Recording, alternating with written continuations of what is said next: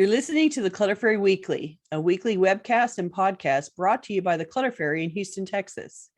If you'd like to participate in one of our live webcasts, please visit cfhou.com/weekly. You'll find a calendar of upcoming webcasts, as well as instructions for joining the Zoom meeting via the app or by phone. We'd love to see you. That URL again is cfhou.com/weekly. Now here's the weekly episode. Enjoy. Hi, Clutter Fairy fans. This is the Clutter Fairy Weekly for November 5th, 2024, Election Day in the United States. It's a big day. If you haven't voted, get out there and do it. I'm your co-host, Ed Gumnick, and I'm speaking with Gail Goddard, certified professional organizer and owner of the Clutter Fairy in Houston, Texas.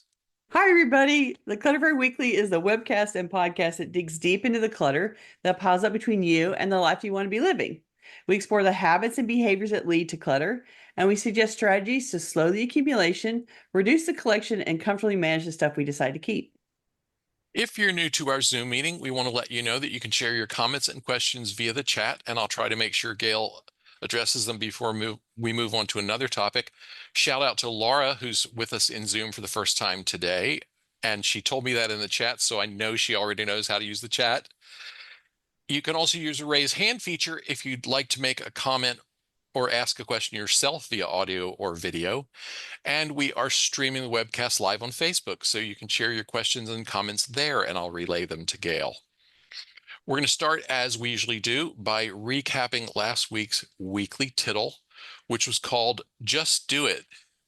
The assignment was to spend a moment living your dream of life in an uncluttered space, no matter how far away you are from your organizing goals. Let's hear from our participants in Zoom and on Facebook. Who carved out time this week to experience the life you're decluttering toward? Please let us know in the comments. As I was preparing for today's show, I did not find any responses from people who had addressed the tittle so far, but I ran across a great comment from YouTube viewer Pauline.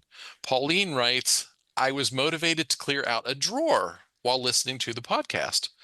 Filled a small bin with old rubbish, including a set of old, broken, false teeth. I saw this when it posted on YouTube, and the false teeth comment made me laugh because it reminded me of all the other comments about not being able to throw away the parent's toothbrush or being unable to donate their glasses after they were gone. Broken false teeth, no matter how valuable they were or how much they got used, are really useless once they're broken. So into the trash they should go, and I'm glad that you did it. Sometimes it takes a while to let go of things, but I'm glad you got in there and emptied out a drawer. Good for you. Yay. Do we have any tittle reports coming in? No, mostly weather reports. We started talking about weather earlier. That was our fault. Tammy says, I didn't do it. I worked on the fridge last week. That's a win. That's still all a right. win. Working on the fridge. What else have we got? Well, I think let's just dig straight in because we've prepared. We've tried to answer a whole bunch of your questions today. So we're devoting this episode to answering questions that you ask us in our surveys, in the live chat, through email, social media, and through our website. We love to listen, and we're eager to tackle your tough questions and issues that are giving you fits. So that's what we're doing today. First up is from D, who asked, how do you get yourself started when the pile of stuff you have is so overwhelming that you can't help but procrastinate? Yeah, the age-old overwhelm question. And I'm sure that many of you that are frequent flyers here have heard me say this before. The best way to get over overwhelm is to pick something small. Pick a small surface, a small counter, a small box, one drawer, something small like that, and focus only on that little bit of area. You can clear a drawer. It's not going to be too much if you just sit down with that drawer or with that box, a small box, that one coffee table, and just work on the contents of that chosen area. It's small enough that you can focus on it. It's small enough that you can get it done. You can start it and finish it in one sitting. And you will pull up things that need to go in other rooms, that need to be handled, that need to be thrown away or recycled. It takes you through all of the general steps that you need to do in the larger context. You're just going to be doing it in the small context of whatever this area is. And I have had people who had rooms that were so overstuffed and so overwhelming that they couldn't imagine even going in the room. And it's hard to see a small surface in a place that is that overstuffed.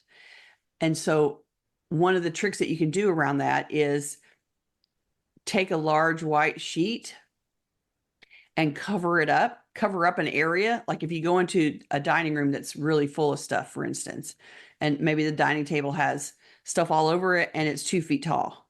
So go into that dining room, go to that table and drape a big sheet over most of it or all of it, and then peel back a corner and only deal with what portion of the table that you uncover, so that you're not looking at all of the contents of the table. You're just looking at that one little corner, and make that uncovered portion whatever size it needs to be to allow you to face it and keep going.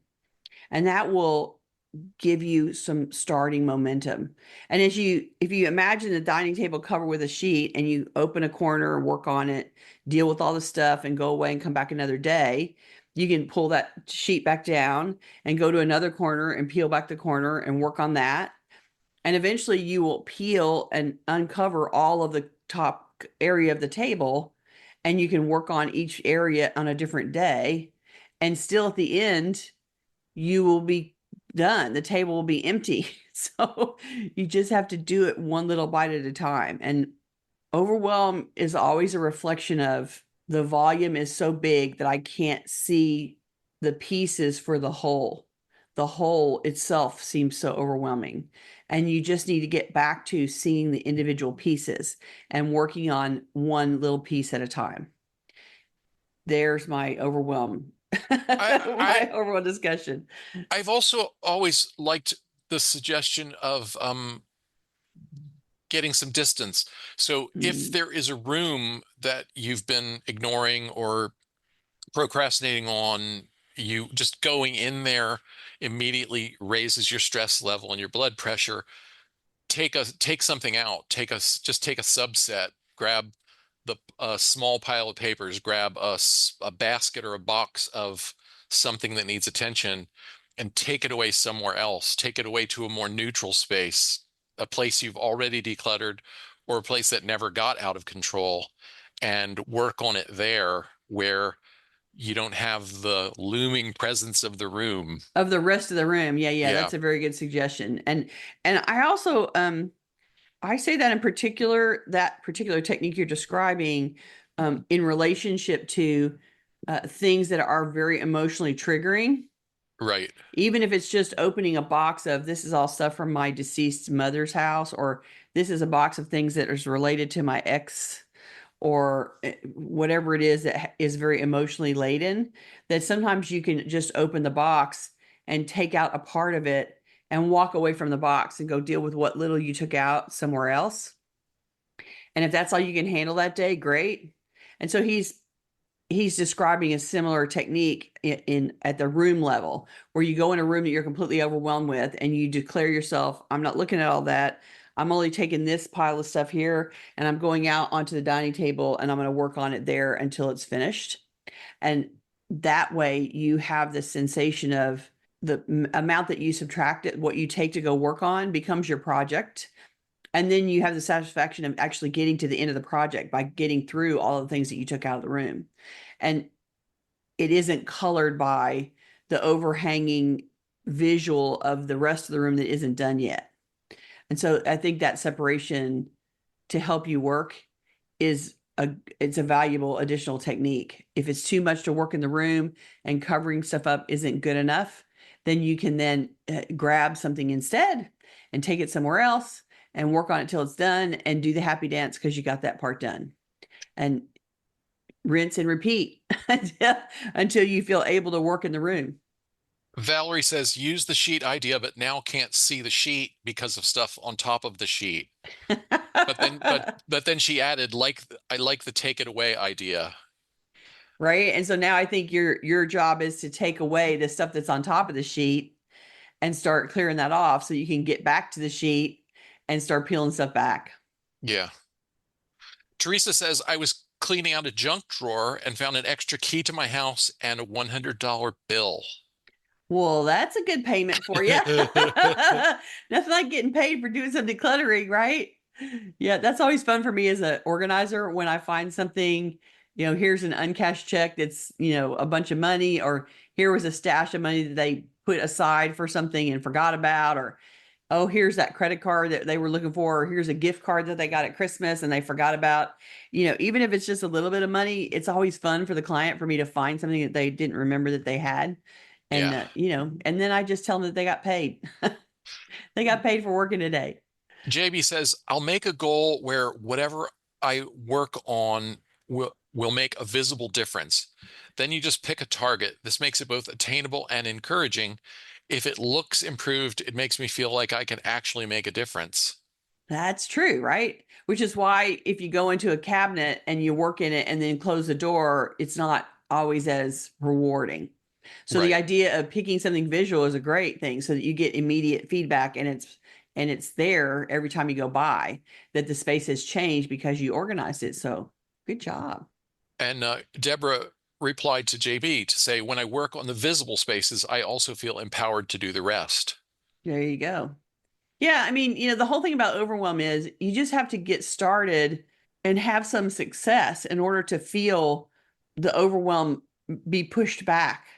And then you able to just continue and do the work that you need to do. And so whatever allows you that feedback and that encouragement is what you're going for there so that you can ignore the overwhelm and not feel about it that way anymore and keep going. Okay, before we go to the next question, Mm. M gave us a tittle report. She says, as I focused on living as my best self, I realized that my wardrobe needs a critical evaluation. I started on it by addressing the laundry, putting some wash things into the donations instead of my closet. Ooh, what a good idea. You're jettisoning it after it got cleaned. That's great. Sometimes standing there in the closet and looking at everything that you own is overwhelming, right? But if you are taking out a handful of laundry, a load, and you can say, okay, 80% of this is going back in my closet, but now this is clean and I really don't like this towel, or I really don't like this shirt, or I really don't need this pair of pants anymore. They don't suit me.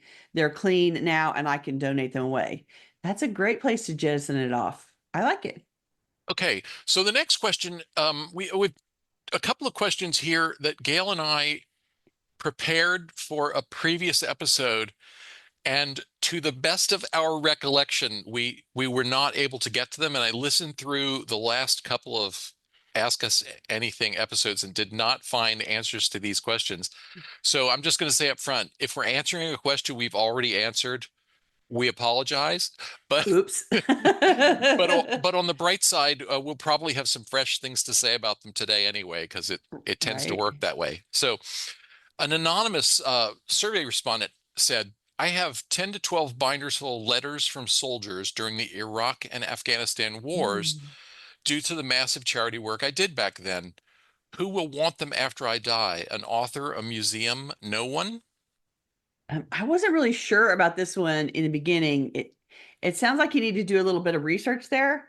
There might be Army memorabilia collectors out there, or museums, or vet organizations that would be interested in that kind of a collection.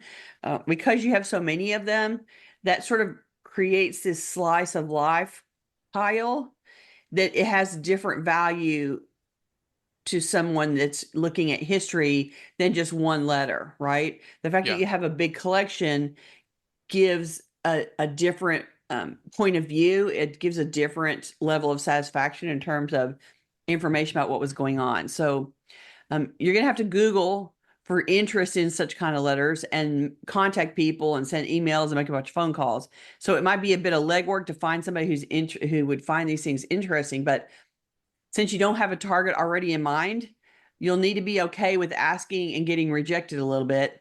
You can't give up with the first one or two negative answers where people say, that's not our thing, or that's not where I should go.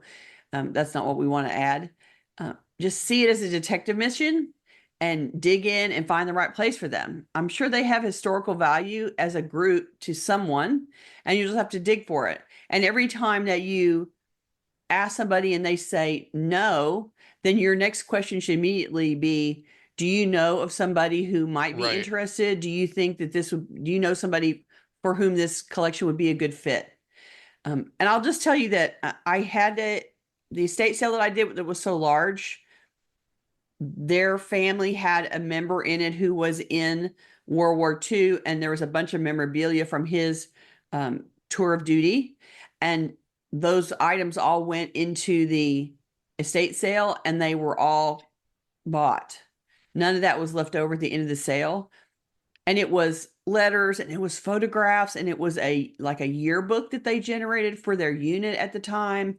And there was a lot of, it was basically personal ephemera of this soldier from during his time of service. And it all disappeared. It all was taken away. So I know people find that stuff historically interesting, and you just have to find the group, the person that needs that collection. And the fact that there's so many of them, you know, so many to look at makes them more valuable than a single soldier's collection or just one letter. So Yeah. just do a little research, go looking for who's interested in memorabilia from Afghanistan, and go fishing Iraq. because Yeah. they're out there. They got to be out there. And so Yeah. You, generally army stuff is always collectible to someone. you could look for a chapter of the Veterans of Foreign Wars in your area and ask them, because even if they Mm. don't have a use for it themselves, they might have some thoughts on who Yeah, does. they'd be plugged They'll in. be aware of any efforts going on to create archives and museums related to those wars, I would A think. hundred Um, percent. JB suggested state or national archives. Diane said ask a military museum or a genealogical society. In Houston, I know they would. I know that there's a the Clayton Library in Mm. Houston, part of the public library system, that is specifically about genealogical research. I don't know whether they'll be interested in anything as recent as that. I'm But not like we said, suggesting the Clayton Library specifically, but yeah. you could call, honestly, you could call them and ask a librarian at the Clayton Library, do you know of a destination for Oh, this? that's a great idea because the librarian is going to dig in there and do some research for you Right? to find a solution. Librarians live to answer your tricky questions. Right? That is 100% true. So if you go and find a librarian and say, I need to find an organization that is interested in having this historical collection of letters, she will dig it out for you. I think that's a great idea. I think that is a shorter, faster way because she's going to have the resources online and in the library itself to suggest all sorts of solutions. She's going to be able to do the digging. So Yeah. go for it. Our next question comes from C, the letter C. This respondent goes by just the letter C. What would you do if you started decluttering or resetting an area and you either run out of oomph or some other matter arises calling you away? Too often I start but cannot complete a task. Could also be ADHD. We'll be right back. Face Your Ears is a podcast for musicians of all levels working in their own home studios, eager to bring their creative ideas to life. Join us as we explore the ins and outs of music creation in an approachable and engaging way. Each episode features a blend of technical tips, practical advice, and insightful anecdotes, making it both informative and fun. Listen to the Face Your Ears podcast on your favorite podcast platform today.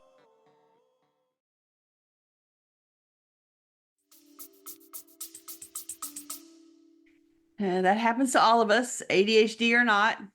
If it happens a lot to you, then you just need to assume it's part of the process and prepare for it. You can start your reset using large bins or containers. So even if you have to stop in the middle, the items aren't strewn about the place everywhere.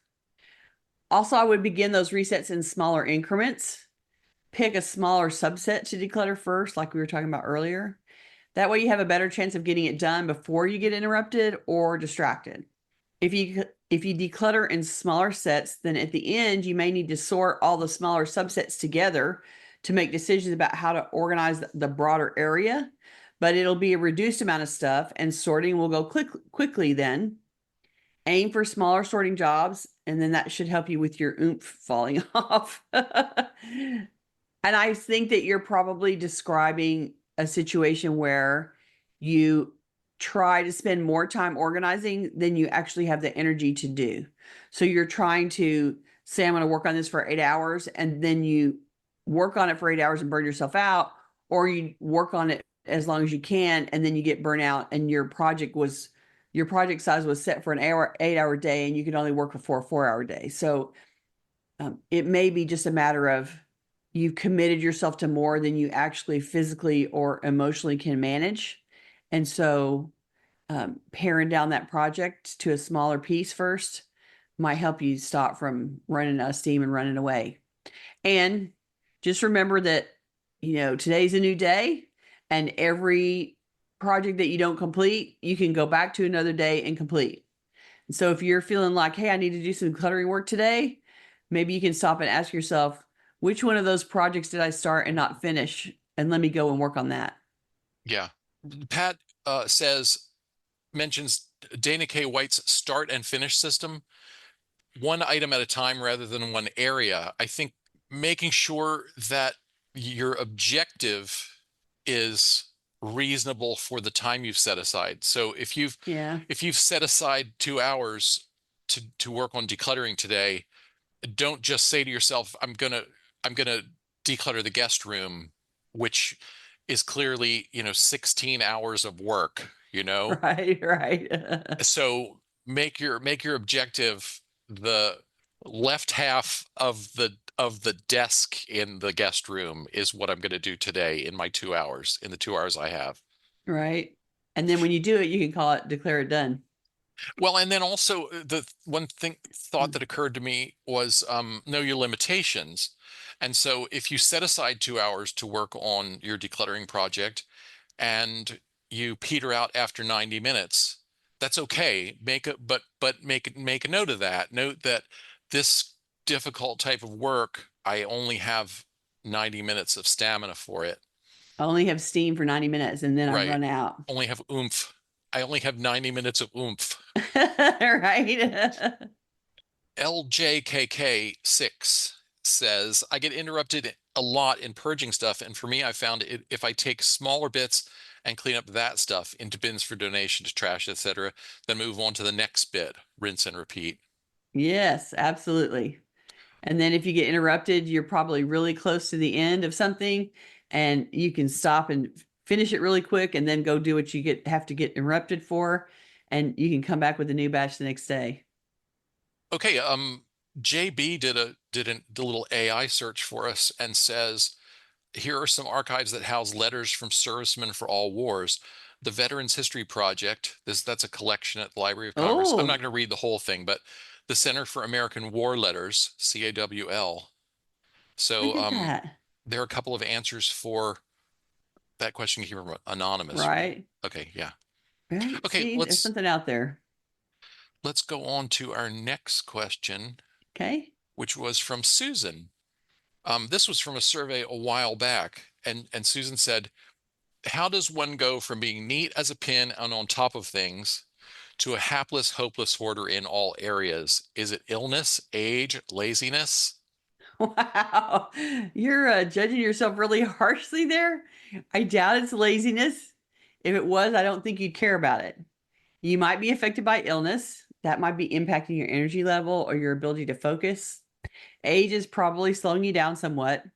But I think a bigger possibility is that you now have a much larger collection of stuff gathered over a lifetime, and you're finding that your diminishing physical resources are not up to the task of the larger collection. At some point, our stuff gets bigger than we can manage, and it's time for a big downsizing of the collection. With diminished physical capacity, we need to have less to manage, not more to manage. So I'm guessing it's time for you to right size your home contents to a level that you can manage again. So get to purging. It is true that we get to a place where it's just so overwhelming that we can't keep up. And that's just the signal that it's time the collection has now grown beyond what we can manage, and it's time to dial that collection back to something that we can manage. And it won't be the same level of stuff that it was when we were young and in our prime and fit and had a whole lot of energy and were running around with and can keep up with what we had. At some point, that collection got too big, your energy got too low, and it's time to dial it back. That's your clue. It's time to start reducing the collection. Okay, some more thoughts on I will collect JB's suggestions about letters to and from the The military military. letters. I'm going Mhm. to collect some links and put them in the show notes for today. I don't want to Okay. try and share that while we're talking, but Tammy asked, and this is related to the previous question, how do you know how long to allow when I have ADHD? I have time blindness. Any thoughts on that? Yes, and that's really just an experience thing, right? You have to practice. So I would pick a small amount, set an hour timer, and see where you get. If you get to the end of the hour and you haven't even made a dent in the pile, then I would say that's two kinds of feedback. One, an hour may not be long enough. And two, you probably grabbed too large of a subset to work with. So next time, grab less, set the hour again, and see where you get, see how far you go. At some point, you will have grabbed an amount and set a time, and it worked out that you were able to get through that stuff in the hour that you set. And then let that be your marker. That's your parameter of what amount of stuff that you can take at any one point in time and work on. Be affected by if you are finding the stuff overwhelming or finding the stuff emotionally difficult. If you're having trouble making decisions, then it might make the timeline needed longer. If it's easier stuff, you might get done quicker. So there's going to be a little bit of that movement back and forth depending on your emotional response to the stuff that you've picked. But in general, you can probably learn some things like when I do paperwork, I can only do this much paperwork over an hour and then I'm completely wiped out. When I do things in the bathroom, I can do this much stuff and in an hour and get done because I don't have the same kind of emotional response to it. So you will learn that there are certain types of stuff that trigger you more or make it harder for you to make decisions first, and that you'll need less stuff to work with in your time slot of focus than others. And so all you can do is grab some and try and learn what your limits are in terms of this amount of volume I can get through in an hour, or this is not enough and the next time I need to start with less and build the perfect decluttering schedule slot and decluttering stuff pile for your own needs and your own responses. You forgot to put the air quotes around perfect. Perfect. Yes, the perfect. Couple of comments from people who are with us in Zoom in response to Susan about how did I go from on Oh top of yeah, it to to being a mess. a mess. And Yeah. JB says a stressful season or event can be a contributor. Mm. And Paula added, as can life in general. Maybe Susan got married or divorced, added a child, or a kid moved out. Life happens.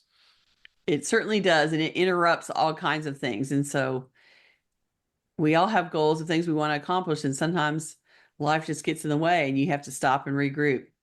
I found her question particularly emotional in that I could feel her frustration and her overwhelm and her despair. And we all hit And, low points like that around it.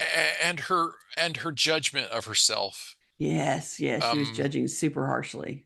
and one of the governing principles here at the Clutter Fairy is let that go. Let that stuff go. Don't judge yourself. Don't be so hard on yourself because the world is hard enough on you. And so whatever it was, you're gonna have to move forward from here. Mm-hmm. where you are. Whatever threw you off of being on Threw you top off of your things game. Yeah. and neat as a pin, that's in the past, and just move Start from move where you forward are. and be gentle on yourself. Right. And you can have a goal. You don't even have to have a goal to get back to where you were. You can have a goal to improve and improve your environment, to improve your attitude, to improve your self-care, and then make steps towards that improvement. And it'll still be growth for you. It'll still be an improvement for you, even if it doesn't take you back to being neat as a pin. Right. Yeah. So, and we are never going to tell you, I don't know what happened, but you're a hot mess. Like that is not, that is not what we're about here. So Yeah. we understand that life gets in the way, things happen, you change, the universe changes, stuff around you. And sometimes you just have to go with it. Here's where I'm standing. I'm going to move forward from here. And we're going to be here to help you do that. To Tammy's question, Deborah said, for me, an hour is too much. I race a 20-minute timer. Where'd it go? Got away. And have fun. I race a 20-minute timer and have fun racing it to put things away and order the obvious things. I often joke that, I can endure anything for 25 minutes. And so that's my number. Like if I have one of those days when everything on my to-do list is ugly, I'm Right. like, Is annoying. the timer's going to be working hard today. And I set a timer. I do 25 minutes of Something. the ugliest thing on my agenda, and usually find that now I've got a little momentum. Mm-hmm. And so I'm going to go until I finish the current step.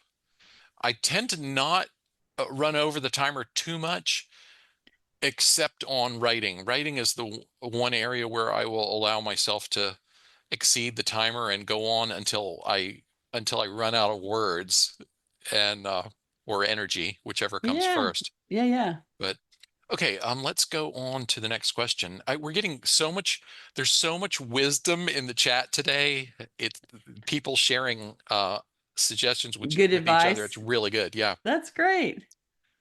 Adele said, I love this question. I love how she phrased this question. I know, right? Considering the unlimited size of the universe, the vastness of the solar system, the expanse of the earth, and the relative smallness of us humans, is it even possible for any of us to have too many beads? Or in my case, too much yarn? I'm sable with yarn, Sable. Stash accumulated beyond life expectancy. I love that so much. But I love owning it. Speaking for myself, sometimes I think I act ashamed about my stash as a more acceptable way of backhanded bragging about how much I have. But I love owning it. Why can't I just own it and be proud of it? Since when is owning yarn or beads something to be ashamed of? I'll need to think on this. Remember, clutter's the stuff that's getting in the way of the life that you want to be living. So if your cherished collection isn't getting in the way and it brings you joy or delight or pride, there's no reason to feel bad about it. Go ahead and brag. You put money and effort into accumulating your stash and you love owning it. So if it's not creating any problems, don't worry about what anyone else thinks. One caveat though, since I'm a professional organizer, if you're keeping the stash and you expect that it's going to live beyond your life expectancy, then manage the stash with your heirs in mind. They'll have to redistribute the stuff. So find a yard executor to come and deal with the stash for your family after you're gone. And filter the contents regularly for things that you won't use or that you tried and you didn't like. So be realistic about what you'll use and what you actually won't ever pick, and give it to your knitting friends now. Make sure every bit of your collection is stuff that you'll use. And if you won't choose it for whatever reason it is, it doesn't matter what the reason, then let it go to another artist right away. So there's no needs for non-favorites in your collection.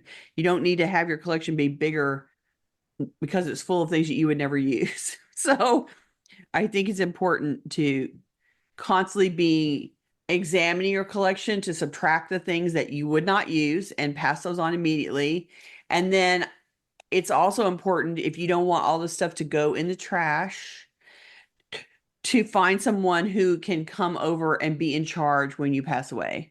And my bead friends and I have all like, You have a we have all pact. promised their spouses that we will go to whoever's home and take all the bead stuff out and then responsibly redistribute it to other people that care so that their spouses won't take it all, pull up a dumpster and take it all and dump it into the dumpster because they don't value it or want to spend the time thinking about it or are worried about it. So, and we've done that for a friend already who died probably in her 60s. She was relatively young. She had an illness and she died. And her daughter was like, I don't know what to do with the beads. And so we went over there and pulled all the bead stuff out. And then we arranged through various mechanisms to sell it all on her behalf and ended up giving her back a check for like $15,000. So it was a big stash. I'm sure she had way more than $15,000 invested in it, Wow. but we got all of her bead stuff to other beady people and it all got rehomed and the daughter got a chunk of money out of it. And so if you are the current owner of a Sable collection, then you need to plan responsibly for its disposition after you're gone, and finding one of your friends to agree to come over and take it all out of the house before your husband or children throw it in a dumpster is worth the effort. And then tell your heirs, my friend Judith is going to come over and take all the yarn away and, try to deal with it for you so you don't have to worry about it. And frankly, I'm guessing that most of those people will be super happy that it will be someone else's job. Like they're probably walking around looking at the yarn going, oh my God, what am I going to do when mother's gone?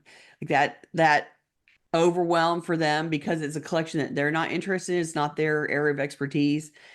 It means that they look at that stuff and sort of panic about what am I going to do about it. So if you can provide someone and say, this person that knows yarn is going to come and take all this stuff and do something with it, then they'll be like, oh, thank God, I can take that off the plate.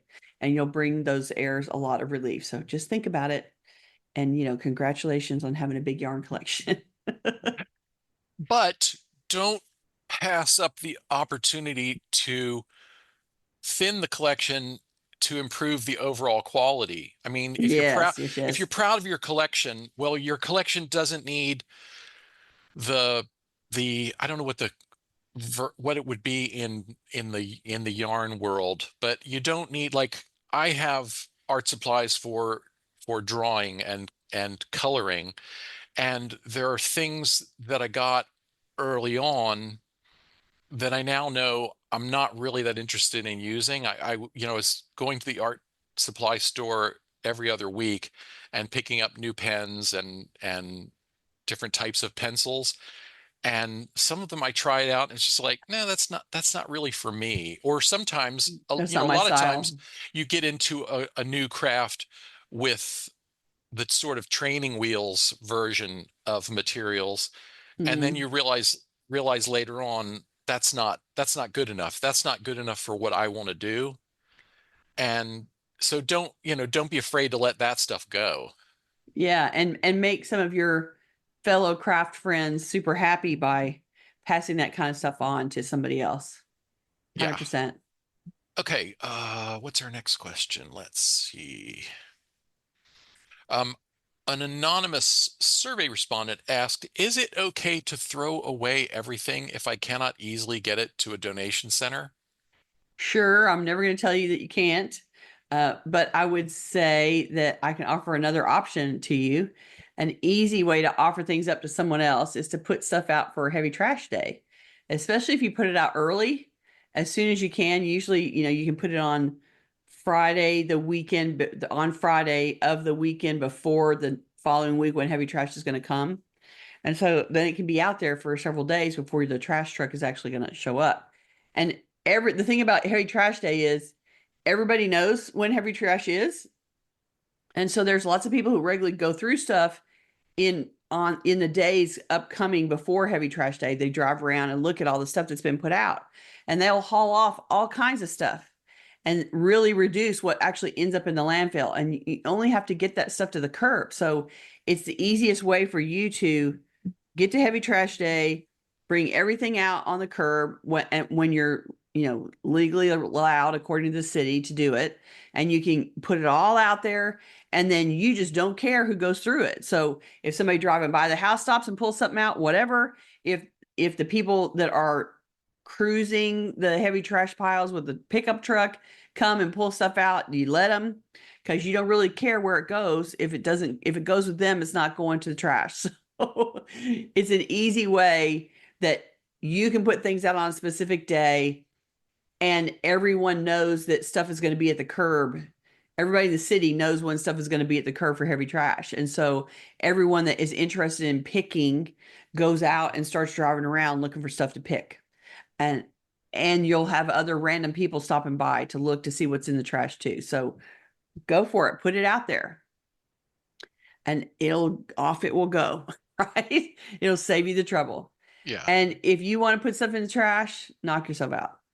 Yeah, I got a little, that question felt like the person asking it was, uncomfortable with the idea of stuff going to landfills.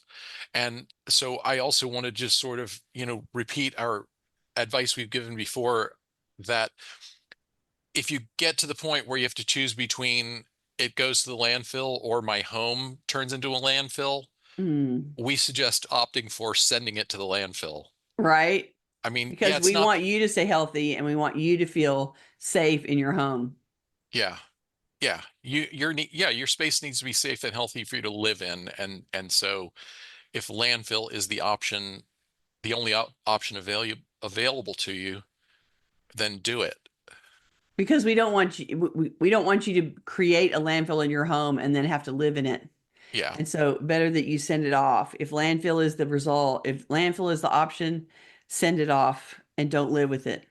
Suzanne asked, with all things clutter/declutter in your life, have you ever felt like walking away from it all with nothing but a small carload?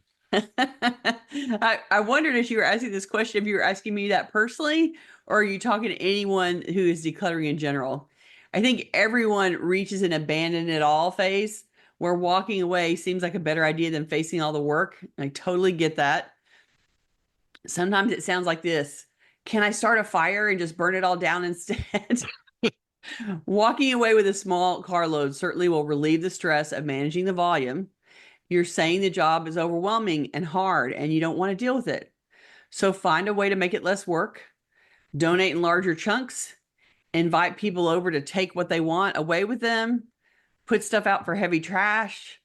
Spread out the work over a longer timeline so it's not such a physical drain. Or walk away with a small carload and be happy about it. You can pick either one. But I think, I think what's underlying in this question is I feel overwhelmed. Yeah. And Suzanne is with us today live, and she said asking you, Gail and Ed personally. And my answer to this one is that every time I've moved, every one of the last several times I've moved, I've said, okay, next time I'm just abandoning it all. It has crossed my mind that, abandoning it all would be easier than moving. Abandoning it all seems easier than all those decisions, making all those darn decisions. And I have never felt like walking away from it all yet on a personal level, and taking the carload. I'm not there yet. I gave away a whole bunch of stuff as part of the move. My friends hauled off 4 carloads of stuff by the time I got done, to take to Goodwill, and various other places that we had donations sending out. And I'm happy to shed things, and I'm happy to let things go. And in the meantime, I'm still okay with what I have. So Yeah. I don't want to drive away with a carload yet. Well, when I was selling my house, and when I worked with you, that was the point where it really felt like, oh yeah, running away from this all would be so much easier. That was so early in our process, though. Yeah, but I did, but I took your suggestion, and I gave away a huge number of books, and threw away plenty of stuff as well. You had a Donated a big lot of garage stuff. sale. Yeah, had a big garage sale. which I We, would not recommend again, even though we did pretty well on it. so here's a question I have for you, Ed. Do you Yeah. think that the level of stuff that you own now is comparable to what you owned then, or do you think it's still less? No, it's still less. Yeah. And so by how much? Do you think it's half as much? Yeah, probably. That's Yeah. pretty cool. I Yeah. mean, you've gone on and built a life and you live in a new a house again. And like there was a point where you sold the house and you moved into share a space with someone. And so you had less Right. space that was allotted to you. And Yeah. now you're in your own space again. And you have, the 1,200 square feet or whatever.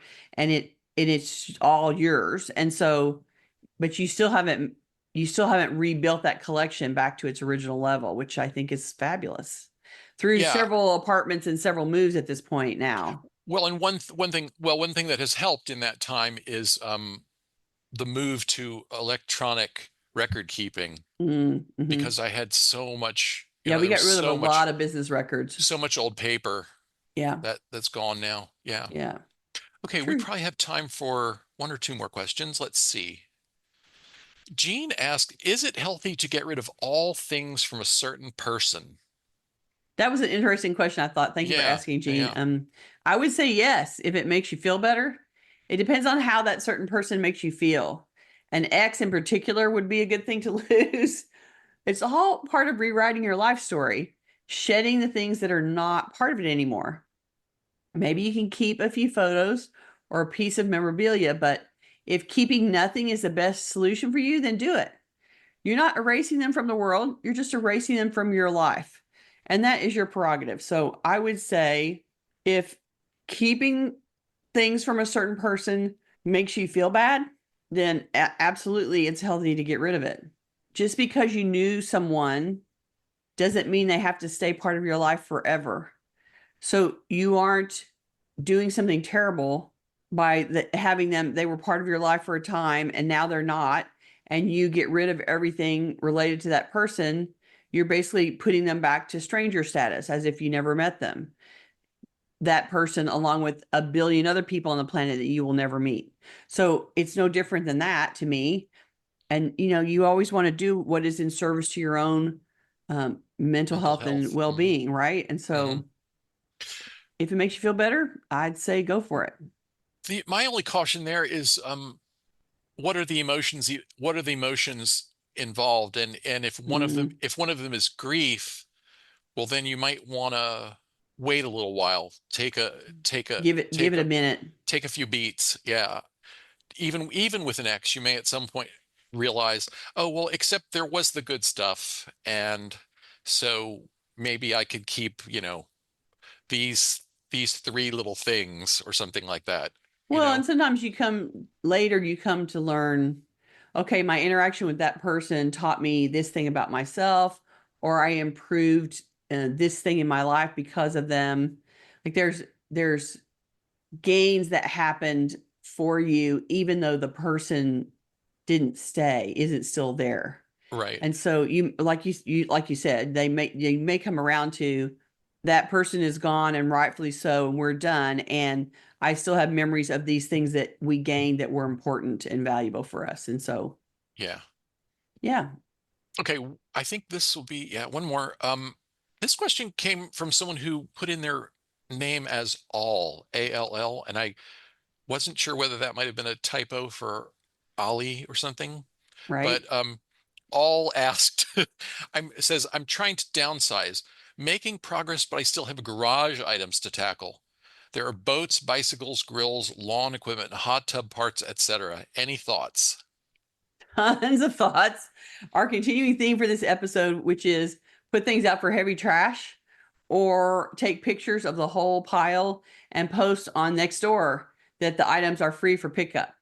You'll be amazed at the response you get from that, and people will come over right away.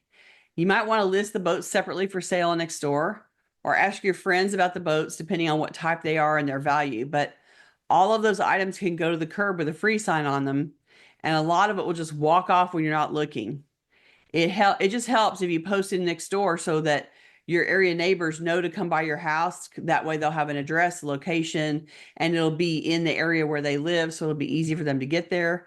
And you may want to do that, especially if you live in a low traffic area. So this in particular, the stuff that comes out of the garage, it's usually odd shapes. It's very 3D. It's heavy. It's equipment. It's odd things that don't make sense in the house or in a garage sale necessarily.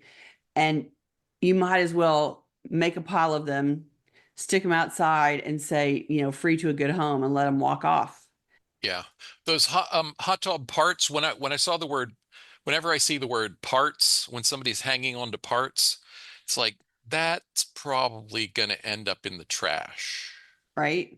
Because there's just not a market for that. You can't donate them.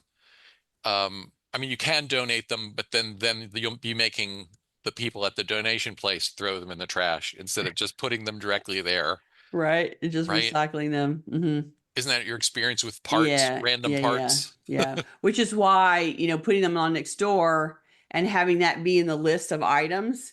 If somebody is looking for a part, they can come and check it out. But otherwise, it'll be left over and you'll end up throwing it away ultimately. But because you have bicycles and grills and lawn equipment, those are all things that other people might need, and it would just be super easy to pull them out to the curb, take a picture of the whole thing. I don't try to make a million pictures. I just take a couple of pictures of the whole pile and let people look at the picture. And then I list the items in the description. All these things are here right now. Here's my address. Come drive by and take it away.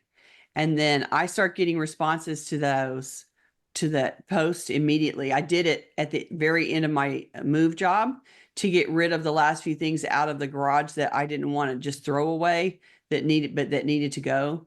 And within 4 hours, all of it was gone, 100%. So put it out there, ask your neighbors, go on next door and watch it disappear. Oh, Paula mentions you can leave the hot tub parts with the house when you downsize. Yeah, if the hot tub's still there. Yeah, right, if you still have that makes sense. Yeah, of course. True. Yeah. Assuming the hot tub is staying with the house.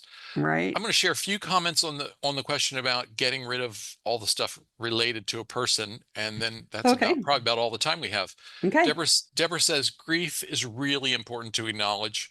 When I became a widow at 44, I kept only the very most important things and donated the rest. Anya added, I did throw away all stuff from one family member who dumped me cruelly, and it was very painful, but also great for me. No regrets whatsoever. M said, I have waited about throwing out everything from people that I didn't enjoy, then later realized the underlying fondness that remained.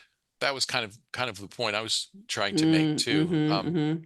But Suzanne added, the items aren't people though. If you don't enjoy the item, I think you would do yourself a kindness to let those items go.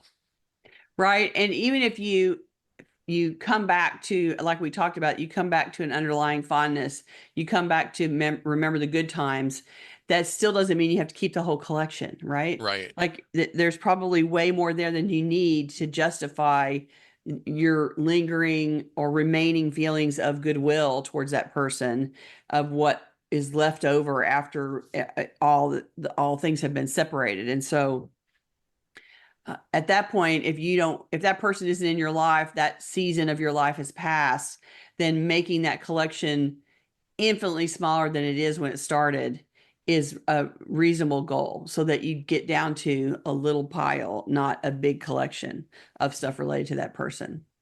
Yeah. Perfectly reasonable. All right, we are just about out of time. So we're going to be back next week at the usual time. It's so nice that we're back in sync with the rest of the world on that whole time change thing. Right. And next week is November the 12th. Yeah, we'll be back at the usual time. We have not settled on a topic yet. We've got a couple of things we're considering. So watch your email for an announcement of that. Gail, why don't you give us the tittle? This week's tittle is Take Out the Garbage. Since we didn't pick a dominant theme for this week's show, we're keeping the tittle really basic. This week's assignment is to go for a quick, easy win by removing any obvious clutter that might have turned up recently. So make a pass through every room or area of your home that gets regular or frequent use or regular or frequent drop-offs. Right. Remove and discard any obvious debris from the routine of living. Here's the food wrappers. Here's the discarded mail. Here's the empty delivery boxes. Go and manage those. Collect dirty dishes or drinking vessels and return them to the kitchen. If you have more than one person in the house, you know those things are all over the house. You need to go find them all and round them up. Gather recyclable items and put them in the appropriate receptacles. I have clients who leave the piles of shipping boxes in the corner until recycling day, but you don't have to do that. You can just go through and process them right now and go put them in recycling. And that's what we're suggesting. Return anything that's obviously out of place to its proper place in the home. And if you get through all of these previous steps without finding anything that needed attention, cheers for you. Try to take a fresh look at your space to determine whether there's anything you might shift this week to optimize the enjoyment of your home. So we're talking about a trash, recycle, relocate pass, and clear some stuff off the top, clear a top layer off and move some things around, get some things out that don't require a whole lot of thought. When you're working on recycling and trash, you don't have to think really hard. So go and work on that. That's a basic step forward, and we will see you guys when you come back and tell us how it went. All right. If you're watching this on YouTube, we would love for you to join us live. To get notifications about upcoming events, we invite you to join the meetup group by visiting cfhou.com/meetup. You can also follow us on Facebook by visiting cfhou.com/Facebook, or join our mailing list by visiting cfhou.com/subscribe. Okay, I have to take a moment to say my dog is so smart that he recognizes the closing announcements and comes out here to start bothering me the minute I start making the closing announcements. Oh, Dogs that's so are cute. paying attention. Okay, we love to hear from you, so please keep your questions, comments, and topic suggestions coming on YouTube, Facebook, or anywhere that you find us. You can always reach us through our website at clutterfairyhouston.com. We love your little dog. Hardy is our little friend, right? That's so awesome. Thanks, you guys, for coming this week. We really appreciate you. Please don't forget, if you're a YouTube watcher, we hope that you'll subscribe and like the videos that you enjoy. I know that a lot of people go back and listen through all of the catalog back there. It can take a long time. So anything that you go in and listen to for the first time or the second time, go in and like it if you enjoy it. We appreciate you paying attention to that. We sure do. We'll be back here next week. Love you guys. Bye-bye. Bye.